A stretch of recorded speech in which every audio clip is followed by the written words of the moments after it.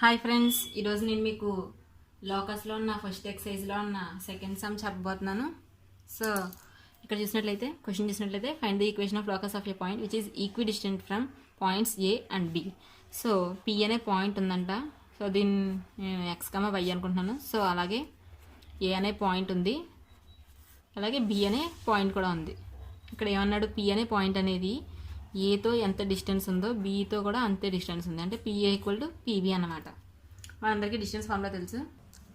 So ఇది మనకు distance formula. దీన్ని నేను x2, y2 అనుకుంటున్నాను. అలాగే దీన్ని నేను x1, y1 అనుకుంటున్నాను. దీన్ని కూడా x1, y1 అనుకుంటున్నాను. సో పిఏ చూసినట్లయితే x2 - x1 whole square plus y2 - y1 whole square substitute చేసినట్లయితే సబ్స్టిట్యూట్ చేస్తే మనకు ఎలా వచ్చింది. సో అటు ఇటు రూట్స్ని క్యాన్సిల్ చేయాలి కాబట్టి నేను అటు ఇటు స్క్వేర్ని అప్లై చేస్తాను. అప్పుడు ఎలా వస్తుంది, అటు ఇటు స్క్వేర్ అప్లై చేస్తే ఎలా వచ్చింది. అలాగే మైనస్ ఇంటూ మైనస్ ప్లస్ కాబట్టి ఇక్కడ ప్లస్ పెట్టాను. అలాగే x - 0 x కాబట్టి నార్మల్గా x వేసాను. So square root cancel.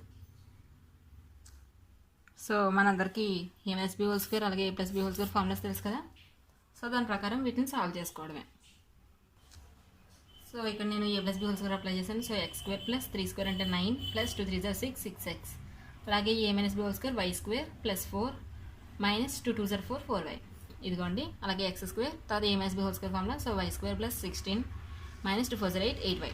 ఈ విధంగా వచ్చింది.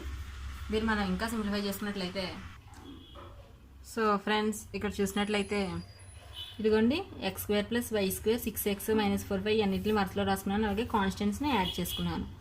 So next x right side టర్మ్స్ని లెఫ్ట్ సైడ్ తెచ్చుకున్నట్లయితే ఎలా వస్తుంది మనకి ఈక్వేషన్ అనేది చూడండి ఫ్రెండ్స్. ఏ టర్మ్ ఆ టర్మ్ పక్కన రాసుకున్నాను. నేను ఇప్పుడు ఏం చేయలేదు, ఫస్ట్ x² తీసుకున్నాను. నెక్స్ట్ ఇంట్లో x² ఏమైనా ఉందా అంటే x² ఉంది. సో ఇటు సైడ్ తెచ్చుకున్నాను.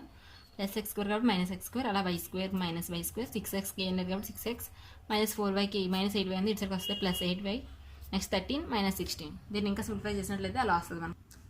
సో చూడండి ఫ్రెండ్స్, 6x మిగిలింది, అలాగే -4y + 8y. So minus into plus minus కాబట్టి 8 - 4 అనేది 4. అలాగే 8 పెద్దది కాబట్టి దానికి ప్లస్ ఉంది కాబట్టి ప్లస్ పెట్టినాను. నెక్స్ట్ ఈ రెండింటిని మైనస్ చేస్తే 3, రెండింటిలో 16 పెద్దది కాబట్టి 16 దగ్గర మైనస్ ఉంది కాబట్టి మైనస్. సో చివరికి కావాల్సిన లోకస్ ఈక్వేషన్ అనేది ఇది.